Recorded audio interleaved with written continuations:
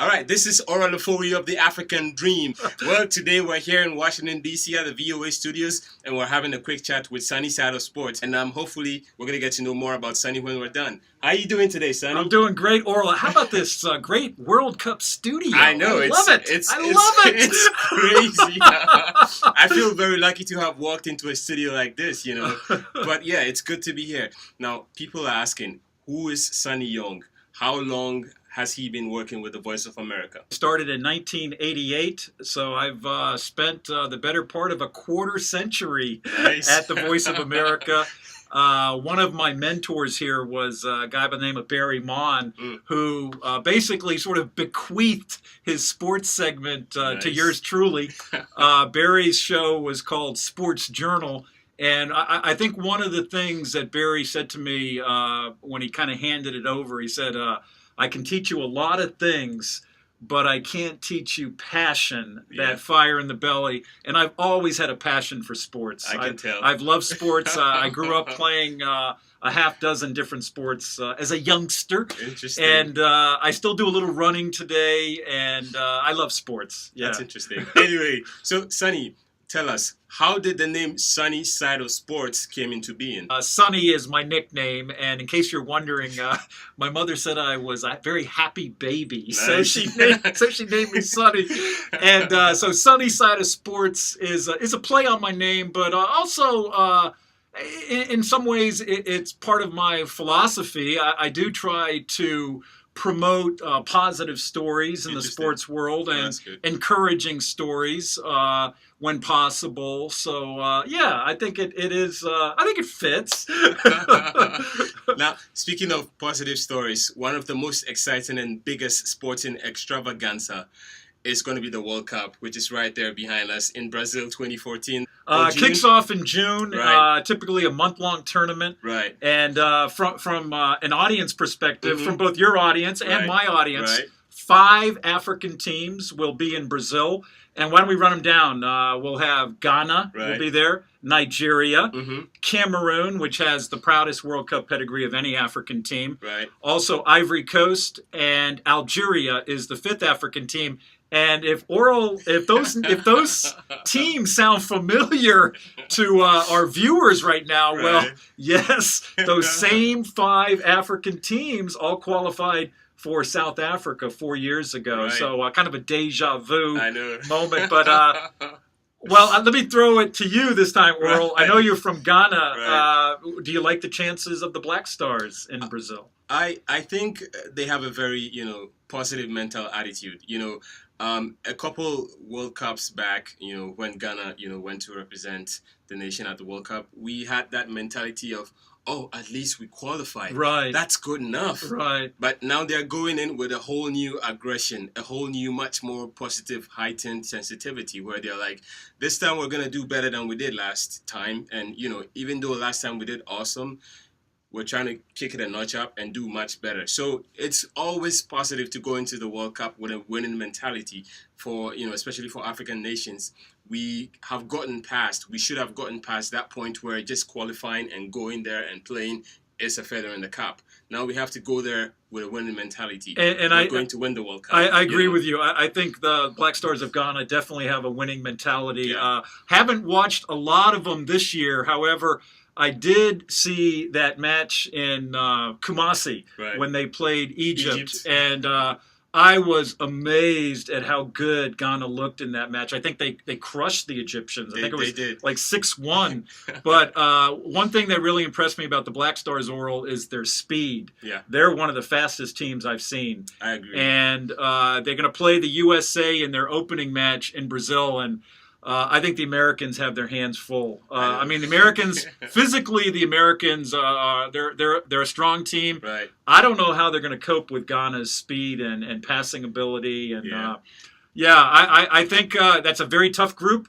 Ghana has to get out of a group that includes not just the USA, but Portugal and Germany, 2 of the European powers. But I think Ghana can do it. I do. I think they can get out of that first round. It's it's good to hear a non-Ghanaian speak so highly of the Ghanaian team. So if you're listening to this and you're from Ghana and you like the Black Stars, then Sonny Side of Sport is rooting for you. But, I mean, let's be frank. Sonny is from the US of A, so obviously he's going to be rooting for his home team. And if you follow World Cup history, then you know the Americans haven't had it very easily playing the Ghanaian team in the last couple of World Cups. In fact, I was actually at the match, Oral, 4 years ago when that match went to extra time when they played the Americans. Right. I think it was in Rustenburg, and great match. Yeah. And Ghana won in extra time. But that was the second straight World Cup that they knocked out the boys in red, white, and blue.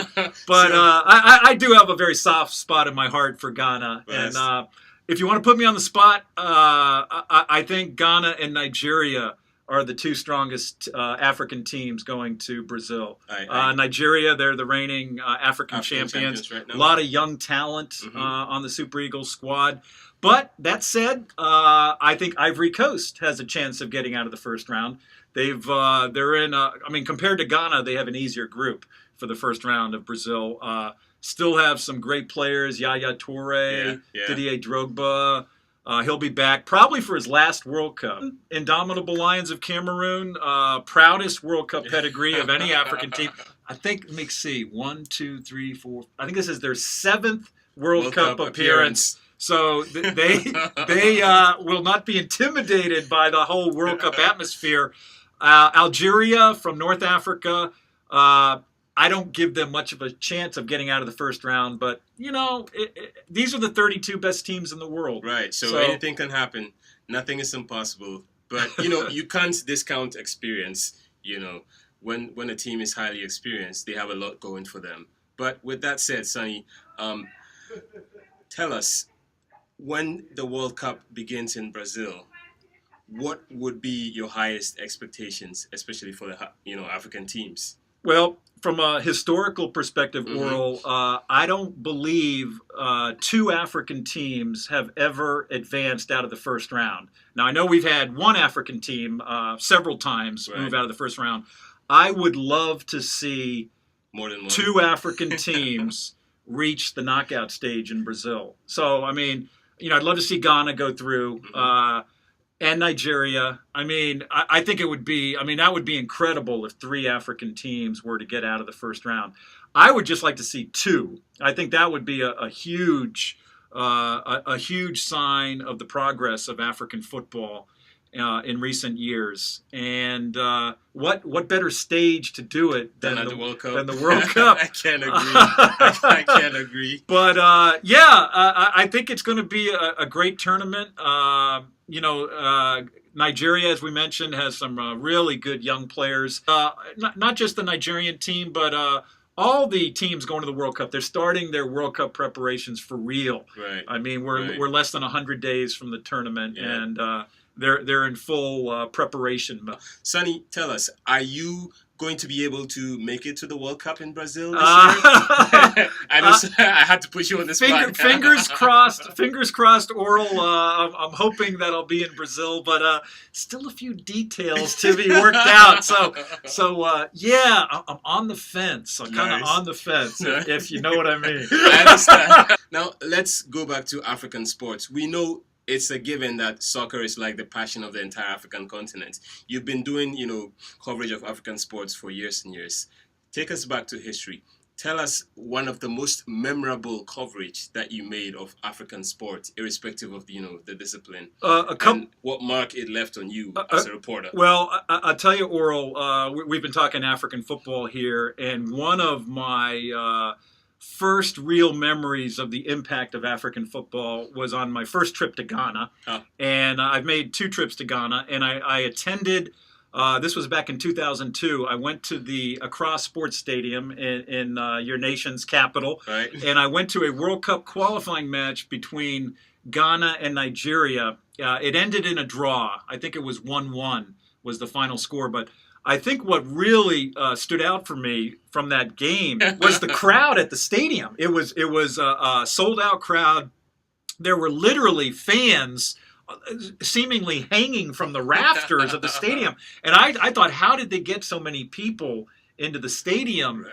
And the atmosphere was just wonderful. The fans cheering and singing, and there were fans with face paint and mascots, and I think that it really hit home for me how passionate African soccer fans are when I attended that match, and I realized, how much it's almost like a religion, right, in Africa. to say that, soccer, it's almost like it's a religion. If you take Brazil out of the equation, one of the continents where soccer is a religion is Africa. Yes, I would agree. People are passionate and crazy about it. Now, that was a big moment, and I have to throw in one other memorable moment for me. About the same time, it was a year before that trip to Ghana. I went up to Canada, of all places, to cover the World Track Championships, and I was able to meet Haile Gebrselassie, awesome. the great Ethiopian athlete. And I think I've posted that photo more than a few times on Facebook and even Twitter, nice. Of me and Haile. And back then, I did have more hair on my head. I had a lot more hair, actually, but. Yeah, Haile was he's been a great ambassador for international athletics, and it was a real thrill to meet him. That's interesting. So, Sonny, when you look at, your listenership and your viewers across the African continent, where would you say the Sunny Side of Sports gets the most listeners from? Our primary audience, in terms of feedback that I get, Nigeria is our biggest audience. We have our most listeners there. I get probably most, if not many, of my emails and letters from Nigeria. Ghana, also one of our big audiences, and I should mention Sierra Leone. That's we Voice of America actually has a 24/7 FM affiliate in Freetown.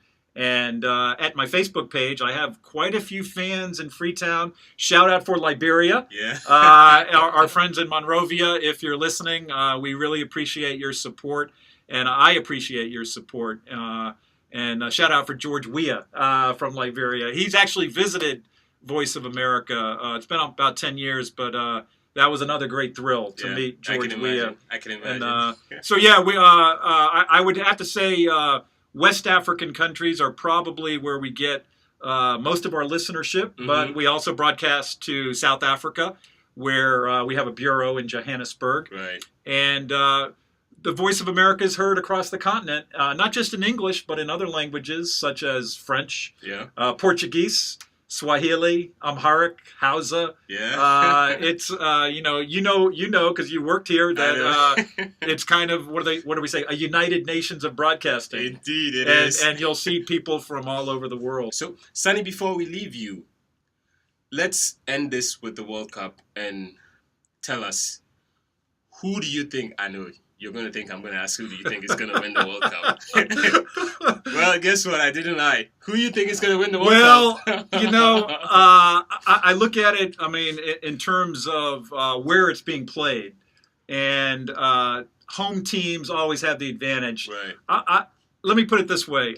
I will be very surprised if Brazil or Argentina, one of their neighbors, a South American team, I should say, if Brazil or Argentina is not in the final of the World Cup, I'll be very surprised. So, I'll have to go with the Brazilians. And I'm just basing that on their proud history. They've won 5, more than any other team. They're playing at home.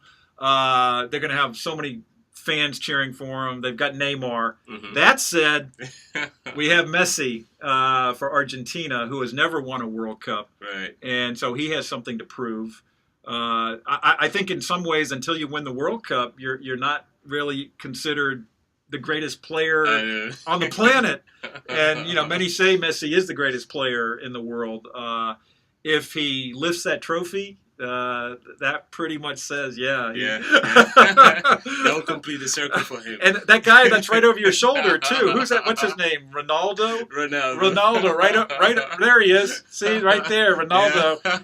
Number 7. He probably has something to prove too. I know, right? And so he might even do it against Ghana. Unfortunately, I don't know.